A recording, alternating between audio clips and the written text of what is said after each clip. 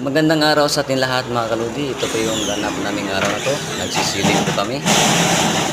At ako naman nagwa-wiring. Nagtay ko po ng strip light sa gilid. Saka pinagana ko kung gaano ba ito ganda tingnan. Tingnan mo naman mga kaludi. Oh. Pero dyan banda, kulang pa yan sa medyo pangit na tingnan mga kaludi kasi hindi pa yung tapos. At na-try ko na lang yung ilaw kung mapintala na yun, indot na eh. Yung mga kaludi. Nilagyan namin ng design, na-repair kasi ito.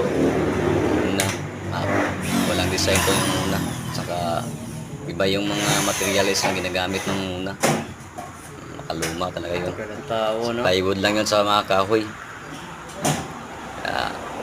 Nahirapan yung pagbaklas namin. Yung ginagamit namin ito, paring at saka architects na. Mas maganda to mga kaludi kasi mas matibay ito mga kaludi. Pagkatapos natin siling mga kaludi, wala nang ibang titira naman yan. Titirahin naman yan ng pintor mga kaludi. At saka kami yung titira dyan mga kaludi. Mas lamang talaga yung may alam mga kaludi, hindi lang sa karpintero. Saka marunong din kaming wiring sa pinto. Mas lamang talagang may alam mga kaludi. Mabubuhay talaga yung pamilya natin.